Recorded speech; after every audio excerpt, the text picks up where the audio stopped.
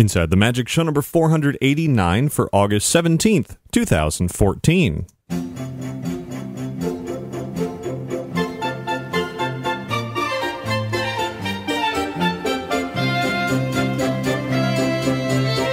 It is Sunday, August 17th, 2014. This is show 489 of Inside the Magic, and as always, I am your host, Ricky Briganti, with a whole lot of Disney fun and plenty more theme park news and all that good stuff. Before we get to all of it, I invite you to visit our website at InsideTheMagic.net. There you'll find all of our podcasts, videos, photos, news, articles, and plenty more.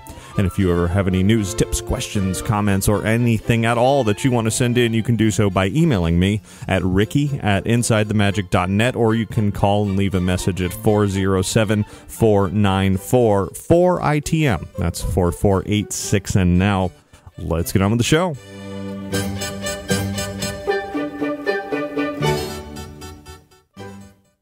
This week's episode of Inside the Magic is brought to you by Magical Travel. Still trying to decide where to vacation with your remaining days of summer or even into the fall or winter? There's always time to book your Disney vacation at Walt Disney World, Disneyland, Disney Cruise. Plenty of vacations available by calling Magical Travel today at 866-207-8387 or visit them online at magicaltravel.com to receive a free price quote. And when you do that, be sure to mention Inside the Magic to receive a free Disney gift card for qualifying bookings when you book your Disney vacation with Magical Travel. And by listeners like you, like all of our contributors, one-time donations, multi-donations, clicking through any of those affiliate links over on the website. It all very much supports this show, and I thank you for all of it. And now, let's get started with a trip around the world.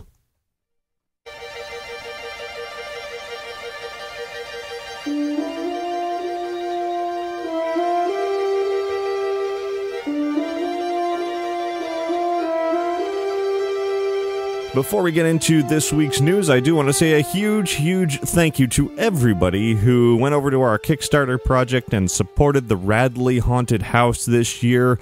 Just this weekend, we completed the project. It was successfully funded. In fact, we got 113%, great number, 113% of the funding that we were hoping for, so above and beyond. Thank you so much. We are in full swing now, construction mode, and doing our homework to make sure that we install every bit of type of scare that you can possibly imagine to entertain you thoroughly this October and this Halloween season. So you can continue to follow along with our progress on our website, radleyhaunt.com, as well as follow us on Twitter and Facebook, and I'll continue to crank those updates out for the next couple of months until we open in mid-October. It's going to be pretty exciting. Really looking forward to watching it all come together and scaring the heck out of you. So hopefully a lot of you will come out and check it out. Obviously, those of you who contributed, we have some special rewards for you, and everyone else, stay tuned for ways that you can also be part of this. So thanks very much one more time. Now, getting into this week's news, coming up in just a few days at Disney's Hollywood Studios is a special event called Villains Unleashed. It's kind of following on the heels of the big Friday the 13th event last year, in which a lot of villains descended on that park. Well, now it's a special after-hours, separately ticketed event that's promising even more entertainment, and Disney has just in the last few days announced even more of that entertainment that's going to be part of that experience. Number one, fans of Guardians of the Galaxy, the recent Marvel film, are going to be very excited to hear that Disney has added what they're calling a amazing mixtape dance party. Awesome mixtape dance party. It's going to be held in Stage 5 in the animation courtyard, basically the Disney Junior area of the park. But what, in addition to, of course, sharing some of the tunes that you heard from the film, from that awesome mixtape, there will also be 2 surprise character appearances from Guardians of the Galaxy. Star-Lord and Gamora will be showing up at some point Now, I don't think they're going to be meeting and greeting with guests. It seems like they may just kind of swoop in, do a little thing, maybe say a few words, and then get out of there. But it should be very interesting, very entertaining, and certainly a big moment for Walt Disney World, because that's going to be the first time that Marvel characters appear in a Walt Disney World park. Now, I know there's a lot of people wondering how is that possible. We know that Disney has this, Marvel has this existing agreement with Universal Orlando to use their characters in that park, and the short version of it is that not every single Marvel character is contained within that existing contract from long before Disney owned Marvel. Basically, anything Universal, any characters that Universal had already used up to a certain point, is Walt Disney World is prohibited from using those characters as long as this contract exists. But anything else, like Guardians of the Galaxy or Big Hero 6, Disney is free to use at Walt Disney World and certainly any of the parks anywhere else. So should be pretty exciting to see those characters show up there. In addition, Disney has also announced that Constantine, the evil version of Kermit from Muppets Most Wanted, will also be appearing at the Villains Unleashed event. He'll be in the Stage 1 company store near Muppet Vision 3D, which makes perfect sense. So a big assortment of characters. Of course, villains from all types of Disney movies will certainly be there, and many will be meeting and greeting with guests. So I'm really looking forward to seeing how all that comes together. There'll be a special Oogie Boogie stage show of sorts, a special pre-show for Fantasmic, fireworks, and lots more. So definitely stay tuned for plenty of fun from that. And that is this coming Saturday night. Tickets are still available for those who want to attend. The tickets are $67 for adults or $62 for children 3 to 9 plus tax, of course. Speaking of Disney's Hollywood Studios, some changes going on over at the Tower of Terror, the Twilight Zone Tower of Terror, where the attraction itself is actually remaining the same. However, you can relive it in a whole new way. Not only can you now get a photo of your experience on there, but Disney is also shooting video of your ride as part of their Memory Maker photo pass package. If you're wearing your Magic Band and you ride the Tower of Terror and you have an active Memory Maker on your PhotoPass account, something you've paid extra for, then a video of your drop on the Tower of Terror, cleverly edited with a whole lot of fun graphics, will show up in your My Disney Experience account just kind of magically. So certainly something worth trying if you're, enjoy taking those souvenir photos home. Video's even better. Now, recently at Walt Disney World, the Four Seasons Orlando officially opened, becoming the most luxurious hotel on Walt Disney World property. Of course, it's tucked away within the Golden Oak area, which is, up until this point, has been for single-family homes, pretty restrictive. Well, now, if you're going to Four Seasons, you can find your way into Golden Oak. Of course, you can't go roaming around people's houses. Those are separately gated off, but you can definitely drive all the way to the back and get to the Four Seasons Resort. In fact, they encourage it because they want you to go check out the resort and dine there at their restaurants. I had a chance to walk around pretty much the whole property the other day, explored some of the rooms, both a regular standard room as well as a junior suite, which is just fantastic. It's so comfortable, and the bathroom is stunning.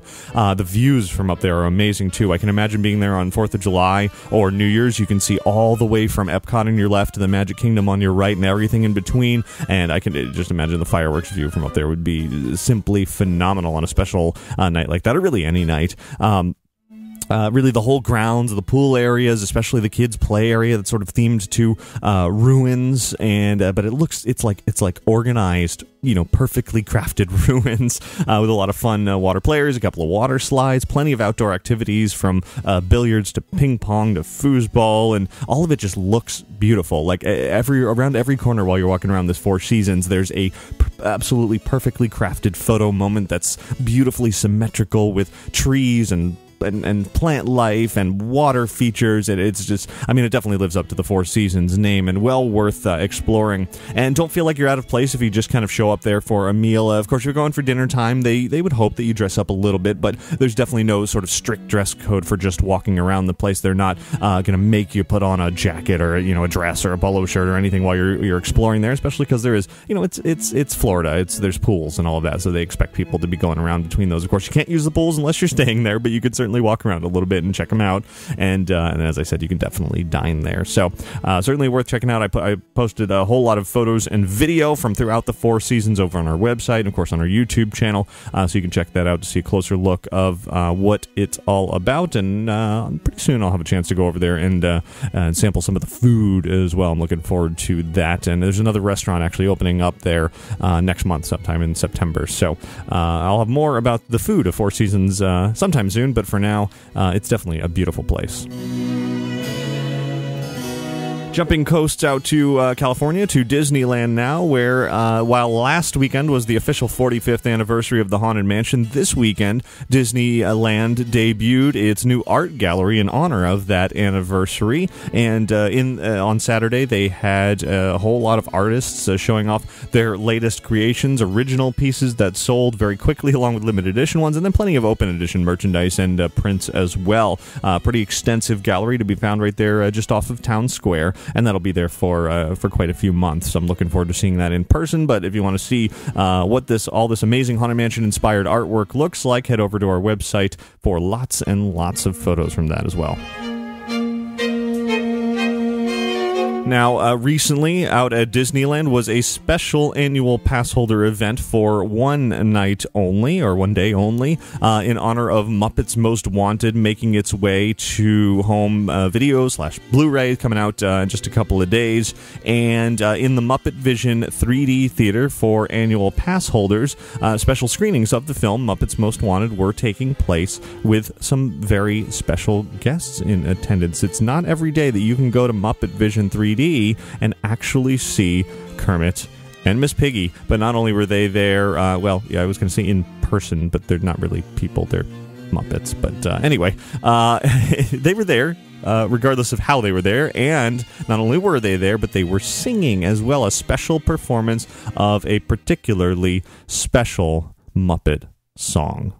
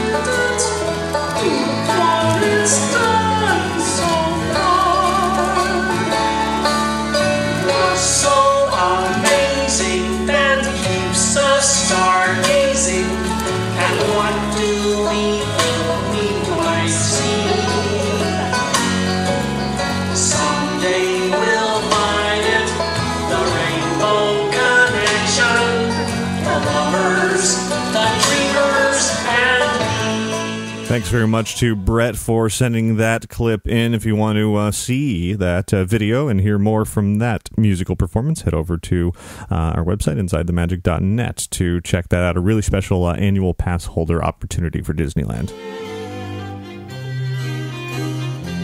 Now let's turn away from Disney here for a few moments to talk first SeaWorld, where a big announcement was made on Friday that's essentially SeaWorld's biggest response to the whole blackfish backlash that's been going on for quite a while now. SeaWorld has announced plans to dramatically kind of transform the habitats in which their orcas or their killer whales will exist in. It's going to take until 2018 for the first to open in SeaWorld San Diego, and others will follow in Orlando and San Antonio as well.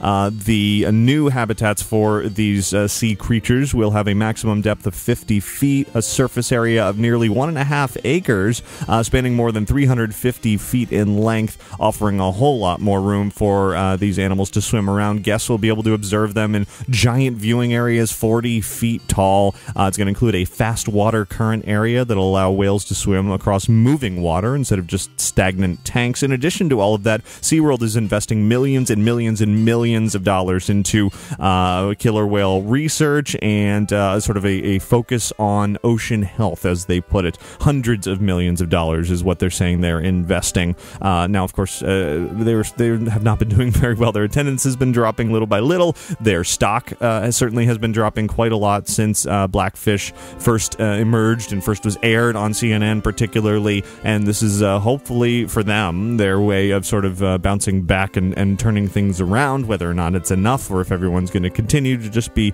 mad at them for the fact that they have killer whales in captivity at all, it remains to be seen. But this is the plan that they've unveiled, and we'll see how that goes. Meanwhile, their sister park, Busch Gardens Tampa, finally is letting people onto their big drop tower, Falcon's Fury, that was supposed to open several months ago. They started with a quick employee test just a few days ago, and now it's a soft open to guests. Seems to be open from here on out, as long as nothing goes wrong. No official opening date has been announced yet, but I have to imagine it's going to be very, very soon. And speaking of Busch Gardens Tampa, details of this year's Halloween event, Howl-O-Scream, have been announced for 18 nights beginning September 26th. Howl-O-Scream is going to feature a new haunted house and plenty of monsters roaming around. The new haunted house is called Dead Fall, which will feature the ghosts of long-lost memories. Returning this year are Death Water Bayou, The Basement, Blood Asylum, Zombie Mortuary, and Circus of Superstition, now subtitled The Final Act. The Experiment is also returning, subtitled The Final Test, so it sounds like those two may be in their final years. And in addition, there are no actual formal scare zones this year at Howl-O-Scream. Instead, Busch Gardens is filling the park with something they're calling slash mobs, with 300 acres of the park, sidewalks and all, taken over by roaming hordes of creatures. We'll see how that goes. Of course, there's going to be a front gate experience that'll tie into the overall theme of the event this year, which is cursed. Apparently, there's this song that they've released online, this supposedly creepy song, and it's going to be playing, and if you hear it, well, you become cursed, and pretty much everyone's going to hear it, of course, and if you listen to it online, you've heard it already. So there's going to be that. The Fiends show is returning as well, and there seems to also be one more element of Howl-O-Scream that they have not announced just yet. Kind of a major element. They're saving that one for last, so stay tuned for that. The Cursed theme continues or carries across Busch Gardens Williamsburg, as well as SeaWorld San Antonio as well. If you want to see more from all of that, head to our website. And while we're talking Halloween, let's jump over to Universal Studios Hollywood, where some more big announcements were made. Their first original house for this year, and I believe the final house of the lineup this year for them, that makes 7, which I think is more than they've ever had, is going to be themed to, well, it's got to win an award for the goofiest, silliest name of a haunted house ever. It's called Clowns 3D, Music by Slash.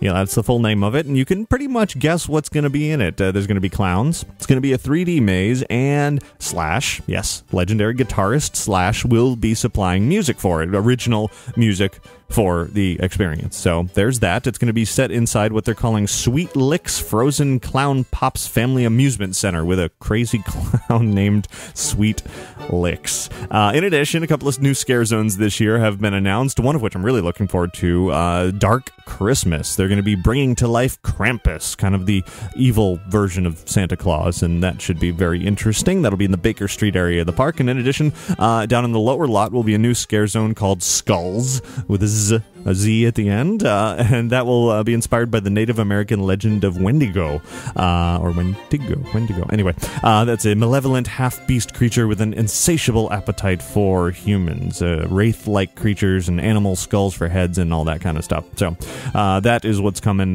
for Halloween Horror Nights Hollywood, which tickets are now on sale in limited quantities for multi-night passes. If you're planning on going more than once, there's a couple of options available this year, but they are very limited and likely will sell out very soon, so you're going to want to grab that as quickly as possible. Let's jump back out here to Florida, continuing with the Universal news, however, where Universal Orlando Resort and Warner Brothers made their announcement this week of the second annual celebration of Harry Potter event for fans next year, beginning January 30th, 3 days once again, a Harry Potter Expo, Q&A sessions with Harry Potter film talent, and more. There will be special vacation packages available starting August 21st that will include an evening event in the Wizarding World of Harry Potter, both sides of it, Hogsmeade and Diagon Alley. For everybody else who wants to attend a celebration of Harry Potter, you can. It's included with regular park admission, though be wary that there are considerably longer lines for those who don't buy these special packages. So you might want to look into that if you're a huge Harry Potter fan. The last celebration from this past January was quite fun. A lot of fun things shown off and announced in advance for Diagon Alley. Can't imagine they're going to have a whole lot to show that's new for the world of Harry Potter this year, but they'll certainly be showing off a lot, behind the scenes things, and it's always great to see some of the movie stars there as well. So there's that.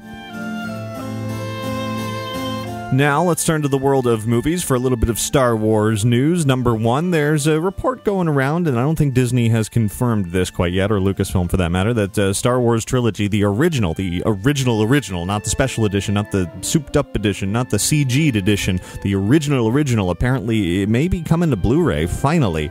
Again, unconfirmed at this point, but we can all certainly hope so. That would be nice to be able to get those original trilogy films as they were originally released on a higher quality release, and apparently that'll be leading up into Star Wars Episode 7, which isn't coming out till next year, so I don't know, we'll see if that actually happens. Also, here's some news about Star Wars Rebels, the upcoming animated show that Disney and Lucasfilm are working on. Brian from EndorExpress.net let me know that in a new Star Wars Rebels book found at Toys R Us, it shows the RX droid, or you might know it better as Rex from Star Tours, that droid may be appearing in Star Wars Rebels, perhaps even, and this is a little bit of speculation, perhaps even with Pee Wee Herman himself, Paul Rubens, lending his voice again. I don't know, we'll wait and see. That would certainly be a lot of fun to see Rex return. Now in the world of television, also to do with movies, Disney has announced a new TV special coming up very soon called The Story of Frozen, Making a Disney Animated Classic. That's going to air on ABC on September 2nd from 8 to 9 p.m., and this will be the making of Frozen that you've been waiting for since the Blu-ray and DVD came out, where it didn't really actually have a real making of. It just had the sort of jokey version with the musical.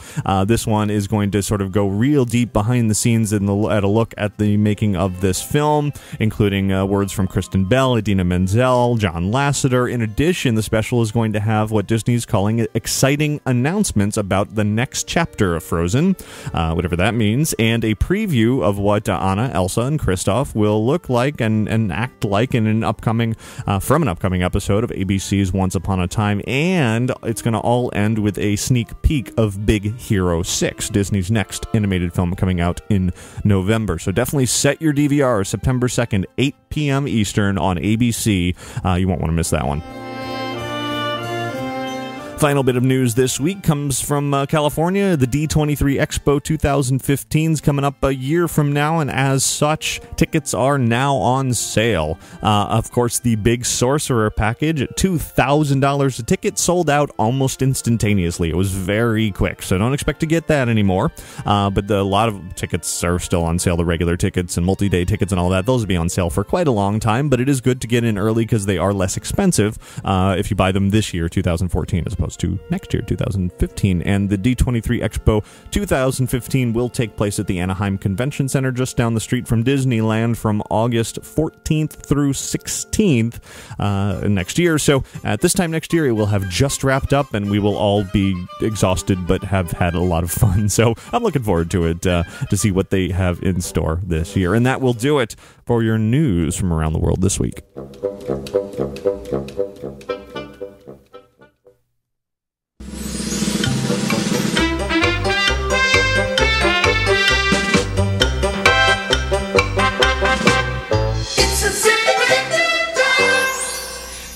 Today.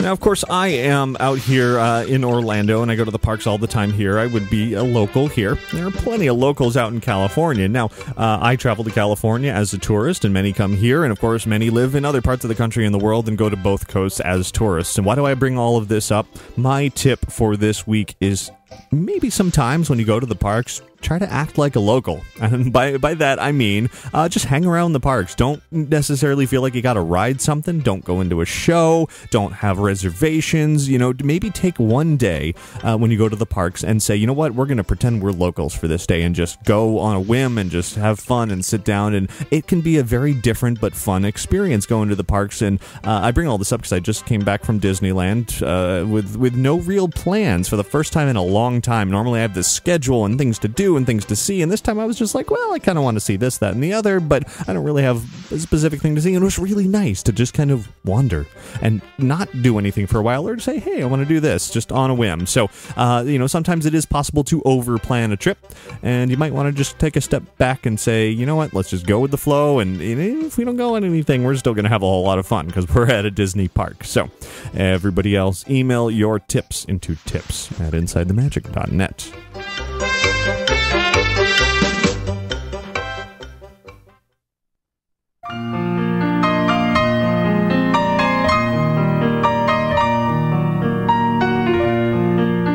As I just mentioned, I got back from Disneyland recently for a few days. Of course, I was at the Scare LA convention over the weekend, which I have posted plenty of over at OutsideTheMagic.com, as well as InsideTheMagic.net. But before that, spent a couple of days wandering around Disneyland and wanted to kind of bring you a bit of a trip report here, focusing on all the new things from around the park. Even more specifically, I realized I kind of did something new in every major land of the park. Adventureland and Frontierland and Fantasyland and New Orleans Square and Tomorrowland. Everything. I was just there a few months ago, and already there was something new and exciting to see in just about every land of the park. Not really Main Street or Critter Country so much, but the other areas, it was great to sort of already have some new things to see. The biggest of which, of course, was the recently refurbished and updated and overhauled Club 33. Now, I know not everybody has a chance to go to Club 33 on a whim, or even as often as I have. I've been very fortunate in being able to see sort of the different versions of this in recent years. These previous quote-unquote original, more or less, version that's been there for so very many years, and then it's been closed for a number of months and just recently reopened as something very, very different. And there's been a lot of fan outcry saying, how could you possibly change this club that Walt built, that Walt designed, that Walt's etc., etc., etc. Well, there's many reasons for that, and I can go into those, or I can just offer my thoughts on what I think it ended up being. There's no real reason to sort of stay fixated on how or why could you do this, but rather, what did you do and was it a good thing? And that's what I can certainly speak to here, because I had a chance to dine there very recently. Spent quite a few hours there. In fact, you get to go to Club 33. It's not exactly a common occurrence, and you want to spend as much time in there as possible, and they're fine with that. They expect that. So I think my lunch ended up being like 3.5 hours long in there. Not that I was eating constantly for 3.5 hours, but just soaking it in, because that's what you do when you go there. I mean, I think everything else just disappears. You're like, oh, Disneyland? Yeah, whatever. I'm in Club 33. So it is a lovely place, certainly, and always has been, and I've always had a great time going there in the past, and stepping in now is a very, very different experience. The former entrance is still there in New Orleans Square, that famous green door with the 33 next to it. Of course, that's where Club 33 gets its name, from its address on Royal Street there in the park. There's 32 and then 33, and that's Club 33. So that remains, I guess, as an homage to the old. They didn't want to remove that from the park, but the new entrance is actually a bit down the path there. You have to keep walking past that, and you'll see this rather nondescript door that's a new door in the area, noticeably different in style. There's definitely an Art Nouveau style to the new Club 33. There is no sort of big plaque outside anymore, and now instead there's a sort of etched glass above the door with the new 33 logo. And when they unveiled that new Club 33 logo a few months ago, everybody collectively said, no, that's awful. Why would you do that? Now that I've seen how they have integrated that logo into the new decor. Sure, that logo would not have fit in at all into the old Club 33, but the way they have approached the new Club 33, it does fit in. Do I like the logo currently on its own?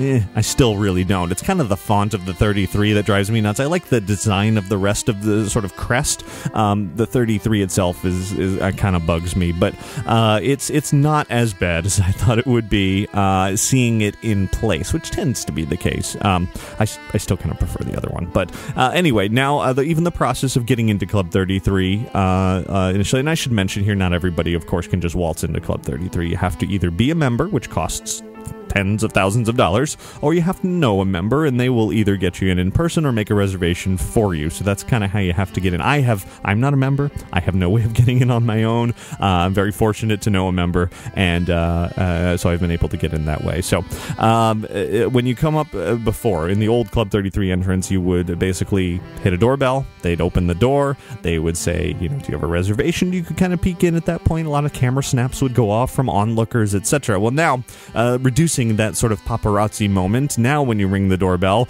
they open up a little sort of slit in the door, a little window in the door, and talk to you through the door, which definitely prevents, a bunch of people trying to stick their cameras in there, which makes perfect sense to me. Before anybody could ring the doorbell, and they would have to open the door every 3 seconds unnecessarily. So now that eliminates the need for that, though it did feel kind of like a Ink and Paint Club Who Framed Roger Rabbit type of moment. I really wanted to say, Walt sent me. But that I don't think would have flied so well, and I'm sure they're going to get that a lot anyway. So you enter into Club 33, and the first thing there is kind of this little landing room. It's a confirmation that you have a reservation. You give your name, and they check you off, and in there, it's a very small room with a desk and some artwork. The New Orleans theme is carrying in there, sort of mashed up with this Art Nouveau motif as well. There's also a glass case in there. It kind of gives you a preview of the merchandise that they have available, the exclusive Club 33 merchandise. There's another glass case once you get inside the club officially. And you can do your ordering from there. So, you can do it either way.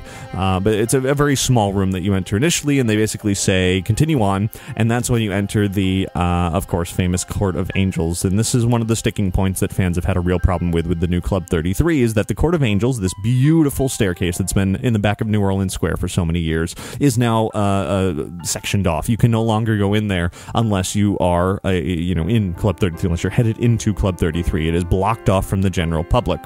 I'm not thrilled about that notion either, but I can see why they did it, because they've really turned it into a grand entrance for Club 33. If you knew nothing of Disneyland, if you knew nothing of this Court of Angels, and this became your first impression of Club 33, you would be simply wowed. It's blocked off the old entrance into this area by sort of this gate that doesn't entirely fit where they put it. It's this sort of stained glass looking gate that doesn't totally fill the archway that was there, so it's a little bit, I don't know, shoehorned into the area. It's a nice looking gate, but I just don't feel like it fits in place. But the rest of the Court of Angels looks better than ever. It's gorgeous. They've added some special lighting in there that wasn't there before, kind of given it a new paint, of course, giving it a sprucing up. They added a new elevator in there, which of course the old entrance to Club 33, once you stepped into the lobby, was much darker in tone, a lot of sort of darker woods, cherry woods, that sort of thing. And they had the old French style lift that was in there, which was commissioned by Walt Disney, as the story goes, that he was, overseas, saw this great French lift, wanted to literally take that one and bring it to his park. And they said, no, we're not doing that. So he had his designers, his artists, basically recreate it for Club 33. And now that lift is not in this new Club 33 in its original form. You can no longer ride it. Instead, there's kind of a more traditional elevator for those who can't or don't want to climb up the Court of Angels stairs. More on the lift in just a little bit, but Court of Angels definitely looks very nice. You get to ascend those stairs, which is something you didn't get to do before, so that was an experience unto itself, was actually walking up those winding stairs. And then when you get to the top, there's a sort of a split. Off to the left are the restrooms for Club 33, as well as the old phone booth that was fashioned from pieces from the one scene in the Disney film The Happiest Millionaire. That's stuck around, except it's outdoors now. And you'll also find really impressive, elaborate restrooms. That's not something you normally say say about restrooms, but they are worth going into just to see them because it's a pretty phenomenal looking decor in there. But to the right, you'll find the official sort of entrance doorway. Up the stairs to the right is the real entrance to Club 33 with this mosaic Club 33 logo in tiles on the ground. You step inside and reach just this gorgeous lobby area. It is this big, bright, expansive room, a huge change from what you used to get when you got upstairs in Club 33, which again, the color palettes of the old Club 33 was very dark. Not necessarily the dining room, but the rest of it, very dark. This one is bright and lets in a lot of light and light blues and light yellows and whites, and even the woods are sort of a more tan, lighter wood than the old sort of dark cherry wood. So very different look. It doesn't sort of feel dated anymore, and I hate to say that about the old Club 33, but it did feel dated after a while. There's history and there's nostalgia, and that's all a wonderful thing, but Disneyland, of course, is meant to change over time, and this was a change meant to make Club 33 feel even bigger and more expansive, well, expensive too, but expansive, and I think it has accomplished that. This entry lobby area is just simply gorgeous. Now they've featured a lot of old elements from Club 33 in this area. Lillian Disney's harpsichord that was kind of just stuck in a hallway before is now prominently featured in this area. Looks great. Seems like they've definitely designed around it. In addition, an old grandfather clock that was in Club 33 is there, and most importantly, on top of the grandfather clock is the vulture that formerly sat in the trophy room of Club 33, which the trophy room is no longer around, which is definitely the biggest downside of this refurbishment. It now turned into a backstage kitchen sort of area, but the vulture is still around, and as the history goes, this vulture was part of Club 33 in order to, an animatronic vulture. Sort of looks like a taxidermied vulture, but they were back, when Club 33 was being developed in this trophy room, there would be hidden microphones in the chandeliers, and as the story goes, Walt Disney wanted to be able to sort of converse with his guests from behind the scenes via this animatronic vulture. Now, that never happened. Of course, Walt Disney never actually lived long enough to see Club 33 come to fruition. He never dined there, and so the vulture was never put into operation until now. Now it flaps its wings, it moves its head, it breathes, and it speaks. It's not sort of this interactive microphone-driven thing, but it is an animatronic that just sort of pipes up every once in a while, and it is lovely to see it in action for the first time. Moving on from there, there's this great, bright hallway that leads into the main dining room. Before, again, it was very dark. They've really brightened things up, lots of wispy curtains and murals to feel like it's even bigger than it is. Some more touches from the old Club 33 are there, and then you get into the dining room, and it looks largely the same as it did before. They've improved it. They've made it look even more elegant. They've sort of had new furnishings, again, new paint.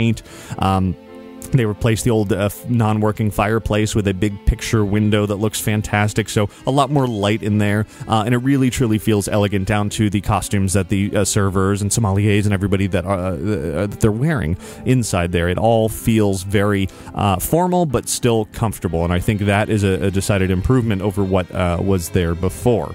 Really makes you want to dress up to go to Club 33. Now, the menu is fantastic. The new food, Chef Andrew Sutton, of course, of Napa Rose and Carthay Circle fame, has done a great job with the new menu. I always felt like the food of Club 33 left something to be desired in the past. It was very good, but it didn't blow me away, whereas Chef Sutton's food has always been really impressive, and Club 33 is no different for the most part. They have a very extensive cocktail menu that just seems to go on and on and on and on as well. The focus is definitely on their wine, which they have this new wine system that allows them to serve really expensive wines by the glass with this special system that keeps it fresh. So that's interesting. And lots of the specialty cocktails that they serve also.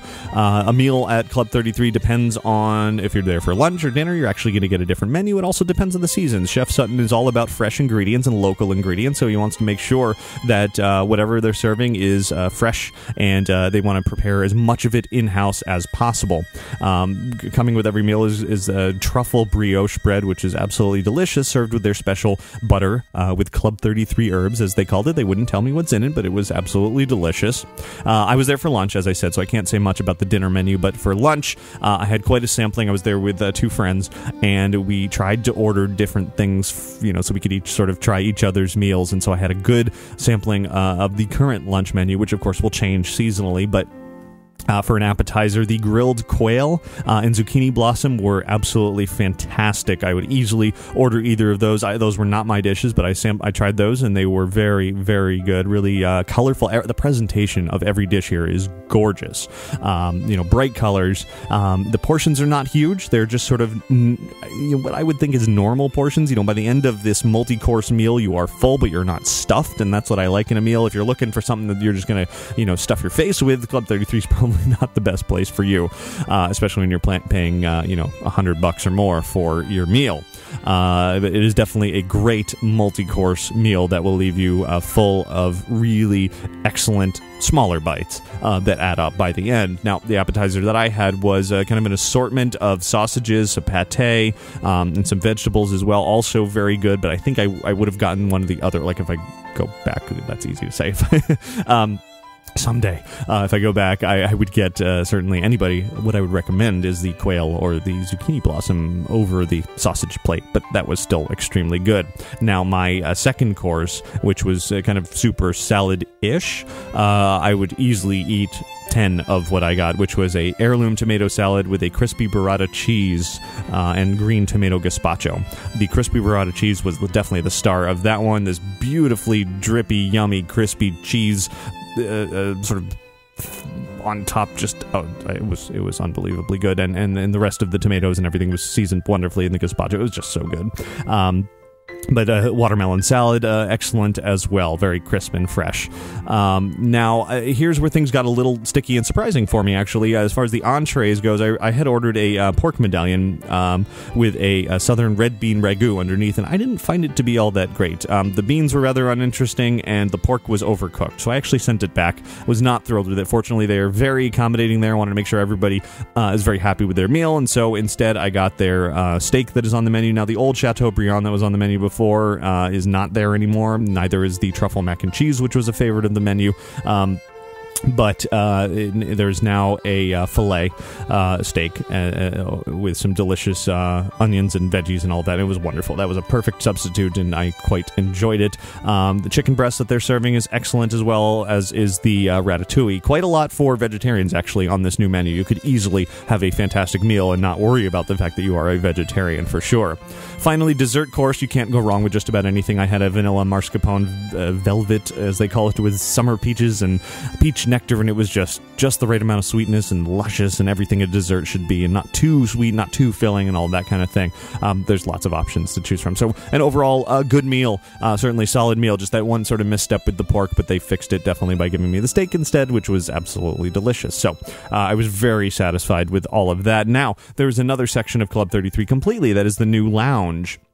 And this is intended only for members and guests of members. And this area is a completely different look than the old Club 33 and even the rest of the new Club 33. It has its own look to it. And members can come in and just expect to lounge in this area. Grab a drink at their very ornate bar, grab a glass of wine, and sit in many different types of seating. There's little booths that are inspired by New Orleans Square attractions. Eat a little bit of Riverboat, a little bit of Haunted Mansion, a little bit of Princess and the Frog. Or you can sit by the piano and listen to, a musician play. Or you can just sit by a window and look out over New Orleans Square, and it is quite the comfortable place to sit around and lounge, and very colorful, but yet dark and warm feeling as well. Lots of bricks, sort of different texture, and this is where the old lift comes into play as well. They've kind of turned the old lift from the lobby into this weird sort of corner booth photo op thing. Doesn't really make a whole lot of sense, and it is a bit disappointing to see it like that. One of the downsides of this. And while I'm talking downsides, remember that fireplace turned picture window? Looks great on the inside in the dining room. On the outside, the window's kind of off-centered, which many have picked up on, and even the servers thought it was kind of weird that they did that. But that aside, everything looks pretty good. I'm pretty happy with the way that Club 33 has transitioned into this new version of what it has been for so very many years, and I would say overall it is a good thing for sure. I would not say it is a terrible change by any means. Those who can go on and on and on about it and how it's ruining history, I would disagree. It's not perfect, but it is a very nice, comfortable place. Certainly an improvement, I think, for members to be able to go there and really have a fantastic experience. So overall, great impressions of that from me. And you can see lots and lots of pictures over on InsideTheMagic.net. Video is not allowed in Club 33 now out of the privacy of their members and patrons, but you can certainly see plenty of photos which are allowed, so go check that out.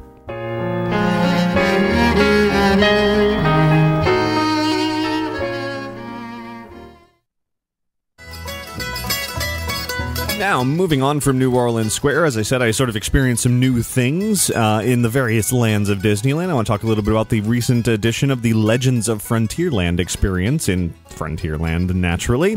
This is what you would call an interactive experience, a very character-driven. It takes place throughout Frontierland, and it's not something you can kind of realize what's going on at first. You enter into the Golden Horseshoe, and you get your name. You can either pick your own Frontier name or have them give you one already. My name that they gave me was Gecko Cooper. And from there, it's kind of a go do whatever you want. They don't really give you instructions. I mean, there is a little pamphlet you can read to kind of get an overview of what you can expect, but really you're supposed to just jump in, you pick a faction. Either you're with Frontierland or you're with Rainbow Ridge, and you represent your side of kind of a feud that's going on. And the ultimate goal of this experience is to earn bits or earn gold.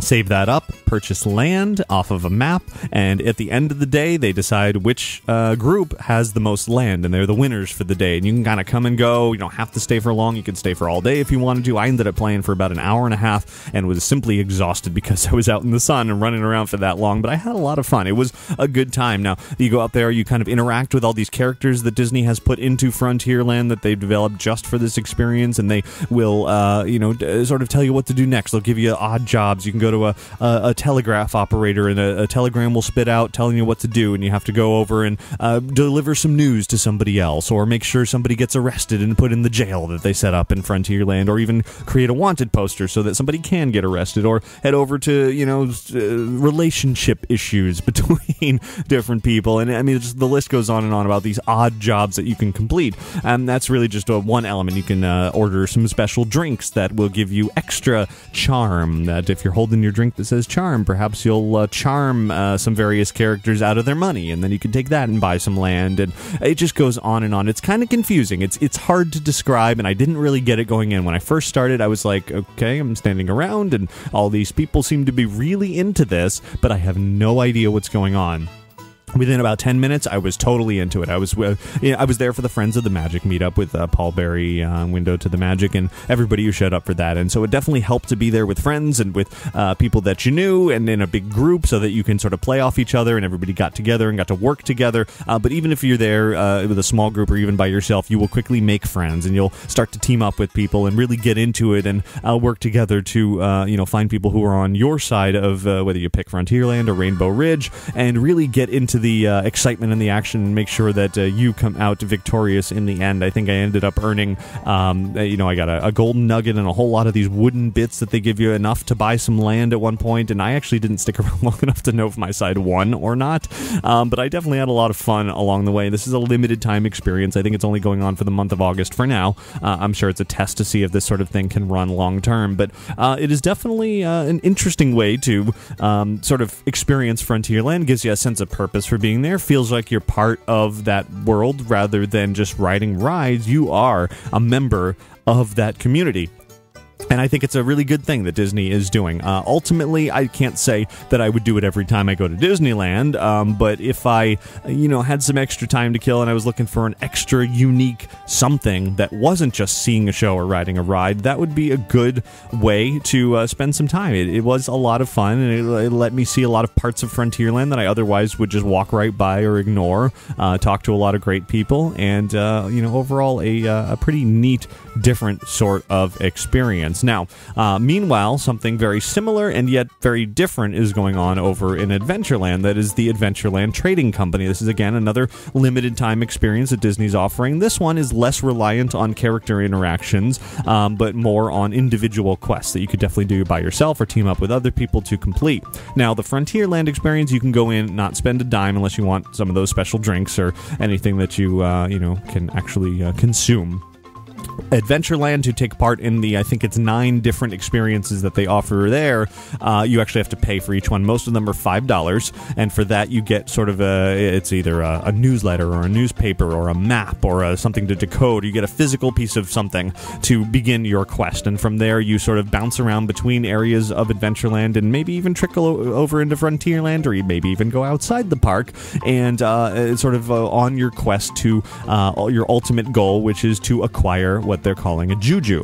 This is something they tested back at the D23 Expo last year, sort of a goal-based adventure, and in the end you actually get to keep a collectible. Now, if you think about trading pins, you're going to pay at least $6 or $7 for your most basic pin, and it goes up from there up to, 20, 30, 40, 50, it keeps going on and on, more expensive pins.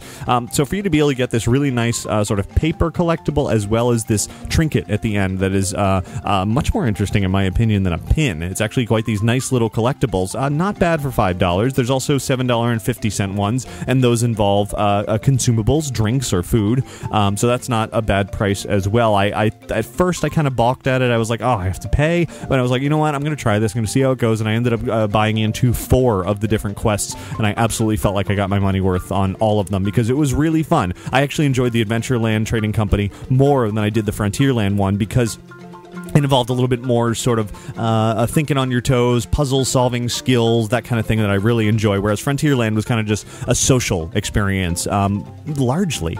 Not really any thought to it, just kind of, a lot of laughter, a lot of smiling, a lot of goofing around Frontierland, whereas Adventureland, you really felt like you were on a quest and you had something to accomplish, and that was the goal. And so, not to give too much away, because there's definitely, spoiler potential for this, but examples of things that I had to do was make a rubbing of a tablet and then use that to decode some language and to figure out where I had to go next and decode more stuff. I had to seek out certain numbers in a certain part of the area to go somewhere else. I had to take some pictures of some certain things and show those pictures to somebody, and things like that. Just little fairly easy tasks, but it definitely takes time. I think I ended up spending a couple of hours just to complete the 4 that I did, maybe hour and a half actually.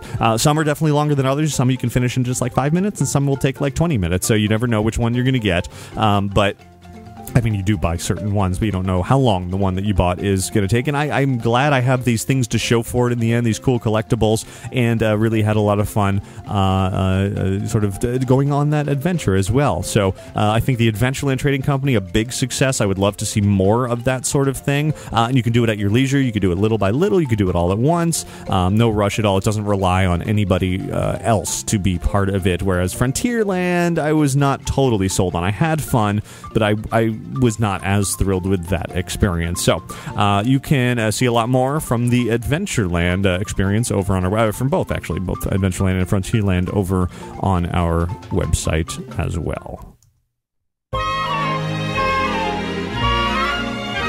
Now hopping over to Fantasyland for something that isn't quite as new as those, but definitely was new to me since my last visit of Disneyland, and that is the newly updated Alice in Wonderland Dark Ride, which looks absolutely fantastic. I loved everything about it. Disney has kind of gone in, kept the classic feel of the attraction, but added these great projections into areas that were kind of dark before. They didn't really remove much. There were a couple little things that they removed, but for the most part, they just added to it. There's more Alice, there's more animation, there's just more, and it looks fantastic. This is the best this ride has ever looked. There were surprises in every single scene that I had no idea were going to be there. If you've been on the ride a million times, you will totally appreciate all the work that they put into making this look amazing. If you've never been on it, you're going to be blown away by sort of what a classic dark ride how it can be transformed into modern day with these animated projections without ruining sort of that classic dark ride feel to it. And I hope they go through and do this type of overhaul to all of the dark rides there, because it really came off beautifully, and the outside of the attraction looks fantastic. For such a long time, as a result of safety issues and OSHA and all of that, they had to put up all these railings and tarps and wooden structures, and it looked really ugly for a long time. And I don't know why it took so long for them to finally finish all of this. I guess they went through a lot of, if we're going to do this, let's make it big, and I'm sure that's why it took a long time. But ultimately, in the end, it turned out great. The exterior of the ride, you can't tell that it was changed from the old way as a result of all that. Instead, it just looks like changes that they designed to beautify the area. A lot of new flowers and trees, and very Alice in Wonderland style look to it all, and colors, and it just looks fantastic. So Alice in Wonderland Dark Ride at Disneyland certainly now is one you do not want to miss.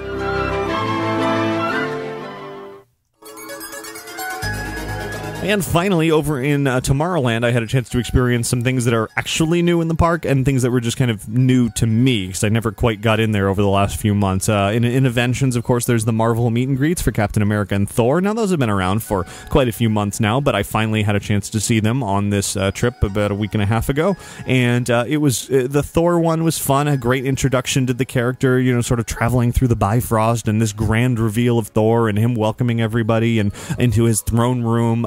Great meet and greet there. And Captain America, much simpler, much smaller, kind of just your standard go behind a thing and meet him with a backdrop sort of thing, but he was fantastic. Cap did a great job, certainly being in character and, talking back and forth about Marvel and Nick Fury and Agent Coulson and all of that. He stayed exactly where he should be in character, and it was a lot of fun. So both are good additions to the world of Disney, but what was definitely new was Guardians of the Galaxy, the quote-unquote sneak peek. Of course, the movie's out now, but it's still playing in the the Tomorrowland Theater that formerly had Captain EO, and I want to see the whole movie like they're playing this preview of Guardians of the Galaxy, because out here in Florida and Disney's Hollywood Studios, they've got the same exact preview in 3D, but they don't have the in-theater effects. It's just the movie.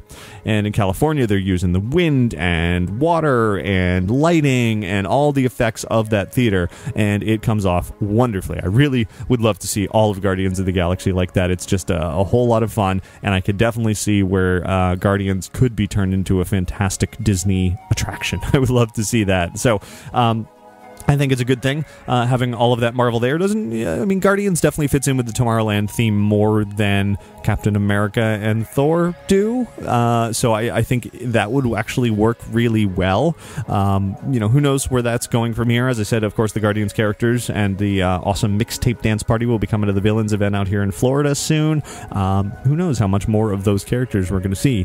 I've heard that after Guardians in Tomorrowland, they're actually going to switch that over to a Big Hero 6 preview with similar things with all the effects, and that should be happening, I think, pretty soon. So that'll certainly be interesting. So there's kind of the roundup of some new things that I saw around Disneyland. Not even everything. I saw the Frozen pre-parade ahead of Soundsational. I saw the Little Mermaid ride updates with Blacklight in the under the sea scene over at California Adventure. I'm sure there's more things as well. I posted a sort of a large update photo video post over on InsideTheMagic.net where you can see a lot of what I was just talking about, as well as, of course, that in-depth look at the new Club 33. So head over to the website to check all of that out. So certainly, as usual, lots of new fun things to see at Disneyland. It was a great time.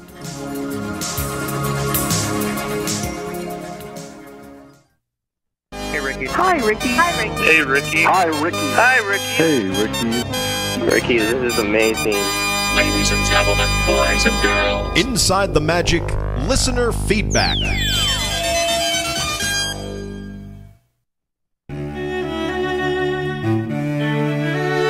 Once again, we don't have a whole lot of time for listener feedback this week. I'll definitely do a listener feedback catch-up show very soon, but there's a couple of emails that I absolutely wanted to read right now this week. First is from Chris, who writes, I just wanted to tell you how great your show was in dedication to Robin Williams. Like you, Aladdin got me hooked on Disney at a young age, and Genie has always been my favorite character. That, along with him voicing the Timekeeper, which used to be my favorite attraction at the parks, really showed how big of a factor he was in my childhood. Thank you so much for the great memorial to him, and keep up the good work that you do. Natalie also wrote in and said, I just finished listening to show 488. Wanted to thank you for the way you honored the brilliantly talented Robin Williams. Listening to the past Disney Williams collaborations brought back many fun and happy memories. One of those favorite memories was the Aladdin Royal Caravan parade at Disney's Hollywood Studios, then called Disney MGM Studios, and hearing his awesome character voices in the song Prince Ali.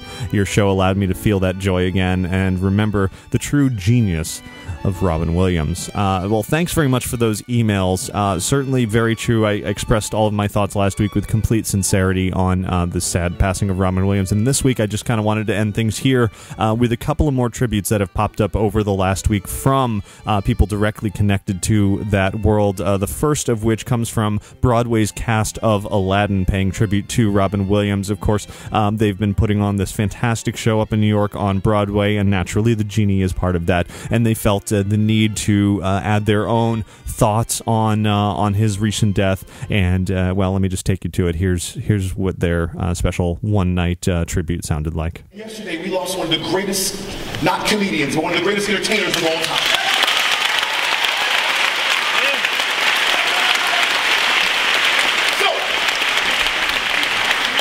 We're only going to do this once because we don't want to drag something on, because first and foremost, we want to give our hearts and our prayers and our thoughts to his family, because he's a husband and a father first, entertainer second. But for tonight, I don't know, I think it's in your programs. If it is, you can pull it out.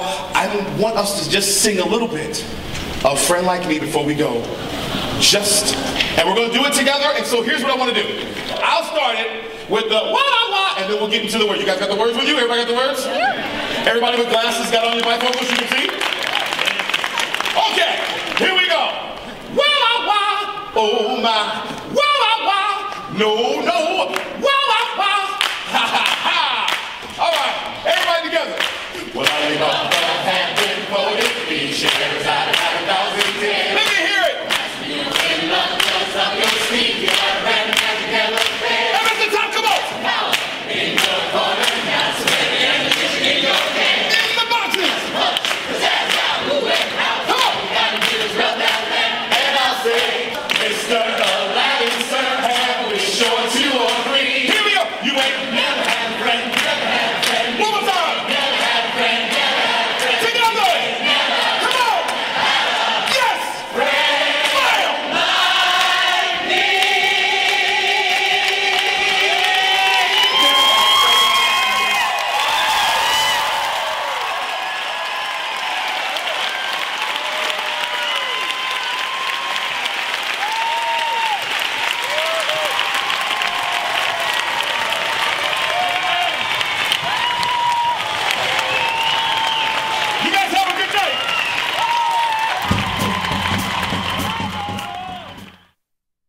Definitely a great and fitting tribute there. Nothing too sad, just celebrating the life and the talents of Robin Williams. Now, I also want to share with you something that just popped up online over the last few days in memory of Robin Williams, a man by the name of Jim Meskimen. You probably don't know the name, but since 2008, he has voiced the genie, the official voice for Disney, particularly in video games and that sort of thing. Whenever Disney has needed that voice, and because he's been doing that voice, of course, Robin Williams' voice for so long, he has chimed in with a wonderfully fitting tribute to the man who he has embodied for a number of years now, sort of wondering, should he still be doing that voice and sort of struggling with that. And he did so in poem form. It's really beautiful, and most importantly, he did that in Robin Williams' voice, and it's very fitting, and it's wonderful, and here's what it sounds like.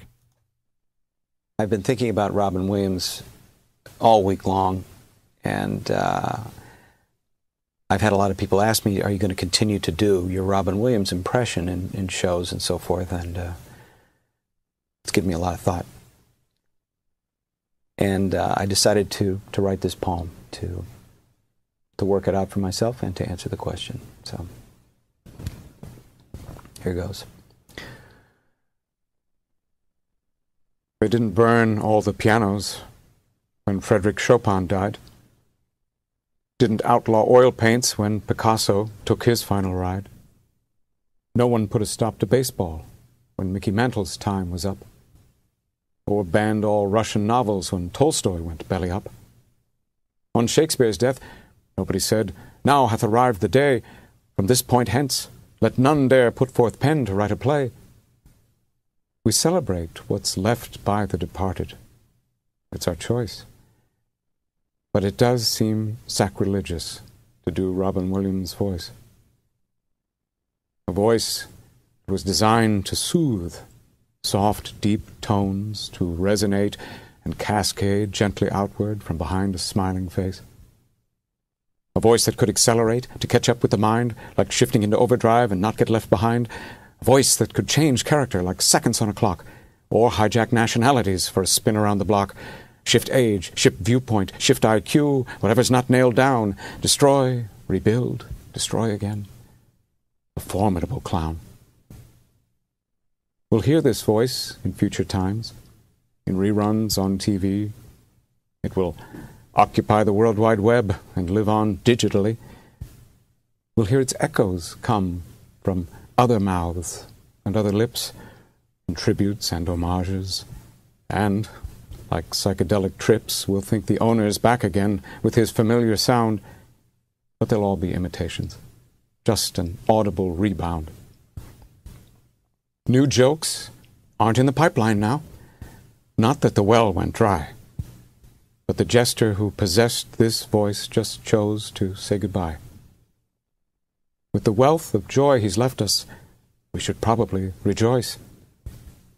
But it's hard to grasp. We lost the guy who used to have this voice. Thank you, Robin Williams. Rest in peace.